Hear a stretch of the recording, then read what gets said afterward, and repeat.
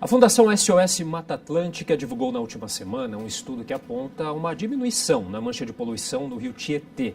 Agora essa mancha atinge 130 quilômetros de extensão, um recuo de 7 quilômetros em relação ao ano anterior. E para comentar o assunto, eu recebo agora o Gustavo Veronese, que é coordenador do projeto Observando os Rios da SOS Mata Atlântica. Olá, Gustavo, tudo bem? Olá, boa tarde. Boa tarde. Bom, então como que a gente pode interpretar os dados aí divulgados agora em relação a esse último ano, né, dessa redução de 7 quilômetros? É um dado positivo, ainda é muito pouco? Sempre é positivo quando a gente tem uma diminuição de poluição, mas não é o que a sociedade deseja, não é o que a gente quer de fato. Né? É uma redução muito pequena em relação ao que a gente almeja e que a gente já teve anteriormente, né? Porque a gente já teve bem menos quilômetros de mancha de poluição, e isso recentemente. Então isso ainda é um sinal de alerta de que a gente precisa se esforçar bastante na questão do saneamento básico, do saneamento ambiental. Em que trecho que houve essa redução e a que ela se deve? Basicamente foi no trecho entre Mogi das Cruzes e Itaquaquecetuba, ainda na região metropolitana de São Paulo, na parte mais alta do rio, e principalmente se deve a ações locais de saneamento. Né? Quando se trata um pouquinho de esgoto, já há uma pequena redução dessa mancha. Né? E é importante entender o que é essa mancha de poluição que a gente fala.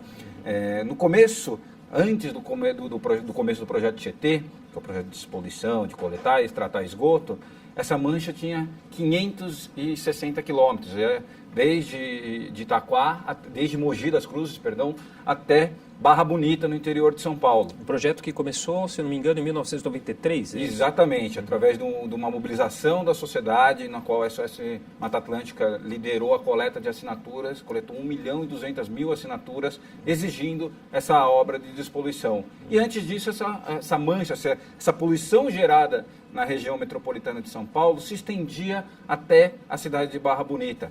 Então, mais de 500 quilômetros de mancha. Exatamente. Basicamente, metade do rio era afetado pela poluição nessa área de cabeceira onde nós estamos. Né? Então, hoje a gente tem 130 quilômetros, mostrando que se investir em saneamento é muito importante. Né? E se investir em saneamento é importante também para a saúde das pessoas, porque é uma íntima relação entre a falta de esgoto tratado, o lixo acumulado em lugares irregulares e doenças que são causadas na população. Mas a gente sabe que esses números já foram menores, né, Gustavo? A gente já chegou aí, antes da crise hídrica aí que a gente teve, né, em 2013, 2014, se não me engano. Isso. A gente chegou aí a 71 quilômetros de mancha, Pois né? Hoje a gente tem o dobro do que tinha 2, 3 anos atrás. Então é por isso que a gente fala que não é o jeito que a gente queria. Porque quando teve o problema da falta de água aqui, que a situação se agravou, que foi aquele ano super quente, super seco, e que todo mundo teve que fechar a torneira, e não sei por que passaram a abrir de novo a torneira, ela teria que se manter fechada, né? E aí a gente houve falta de investimento. As políticas tiveram que ser orientadas para outra questão. O recurso que existia, ao invés de continuar, né, para tratar esgoto, foi deslocado para prover de água à população. E com isso, um claro reflexo, parou de investir em saneamento, a mancha de poluição aumentou.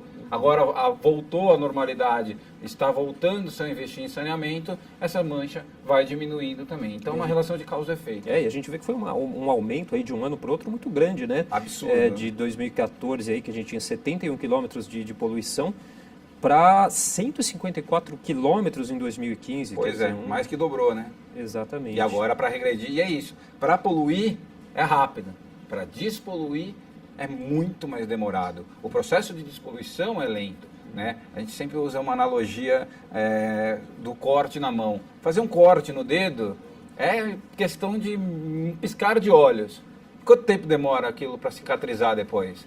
A relação da poluição no rio é a mesma coisa. Poluir é só despejar um pouquinho de esgoto lá, vai poluir, já vai impactar. E agora, para ter essa depuração e resgatar o rio novamente, demora muito tempo. E a gente sabe que tem uma importância muito grande aí do envolvimento de cada governo, de cada cidade do estado na participação desse trabalho, né? Há já essa interlocução, como que ela é feita, o que precisa melhorar? Então, nós temos os comitês de bacia. A nossa lei de água de 1997, está completando 20 anos, estabelece o Comitê de Bacia Hidrográfica, esse órgão colegiado, como o órgão que faz a gestão da água no Brasil.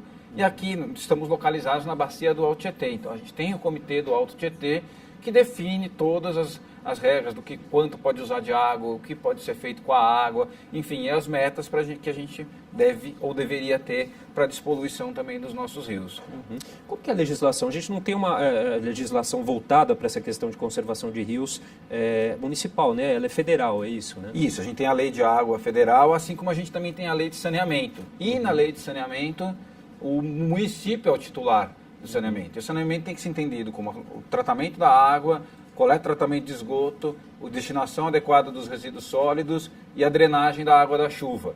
E isso é responsabilidade do município. Mas muitas vezes o município faz a cessão do serviço de água e esgoto para uma outra companhia, fica com uma parte.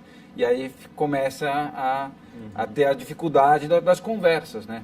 Então é importante que esses diálogos sejam estabelecidos não só entre governos. Os governos municipais são importantes, o governo estadual é importante, o federal é importante, mas também é importante que empresas estejam cientes da sua responsabilidade, os agricultores. Hoje também uma parte de poluição, a gente tem o nosso cinturão verde na região metropolitana, que abastece de folhas, de legumes, a mesa do paulistano. E usa-se muito agrotóxico. O agrotóxico vai para o solo. Então, os agricultores têm suas responsabilidades. E nós, cidadãos, temos também a nossa responsabilidade. Inclusive de fiscalizar os governos para que as obras sejam feitas, que a questão de saneamento seja tratada como uma prioridade e não algo para ver depois, né? É isso que eu ia falar, realmente, a questão da fiscalização, né, que é muito importante. Se não tiver fiscalização, de nada adianta todo esse trabalho. Essa fiscalização por parte do governo, ela vem sendo feita da maneira que se espera?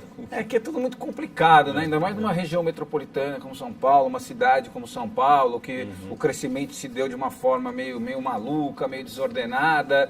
Então, as soluções ficam sempre mais complicadas, mas não são impossíveis. Não é impossível vermos rios limpos na nossa cidade. A gente já tem várias experiências interessantes e essas experiências podem ser replicadas, podem ser melhoradas. Não o resultado, apesar de não ser super animador, também não é desanimador. Mostra que quando tem um empenho da sociedade para despoluir os nossos rios, e com a sociedade entendendo como todos, cidadãos, empresários, governos, a gente consegue ter melhorias efetivas na qualidade da água dos nossos rios. Bom, a gente teve aí esse ano, né, a estação inaugurada de tratamento de despoluição do Rio Tietê em Barueri, né, que vai tratar aí o esgoto produzido por mais de 1 milhão e 200.000 pessoas. É um avanço considerável, né? Na verdade, isso faz parte desse grande projeto Tietê. Ele está avançando, está continuando. Isso é muito importante que aconteça. Independente, ano que vem vamos ter eleição e assim, independente de quem seja eleito, de que corrente política seja eleita, isso não diz questão ao partido A, B ou C, diz respeito a todos nós.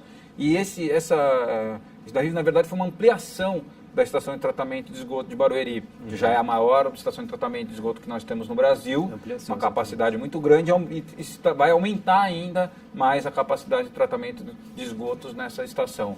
Aliás, vale até uma visita. Assim, eu acho que é o espaço que escolas podem ir, grupos organizados, acho que conseguem marcar visitas nessas estações de tratamento, não só de Barueri, a gente tem a do Novo Mundo, tem de São Miguel, tem do ABC, que para entender, eu acho que só quando a gente vê o resultado das nossas ações, das ações humanas, eu acho que talvez a gente fique mais sensível à causa e passe a mudar de atitudes, passe a ter atitudes mais positivas em relação à nossa cidade. Com certeza. Bom, eu queria agradecer então a participação do Gustavo Veronese, coordenador do projeto Observando os Rios da SOS Mata Atlântica. Gustavo, muito obrigado, parabéns pelo trabalho e muito obrigado pela participação. Eu que agradeço pela oportunidade. Valeu.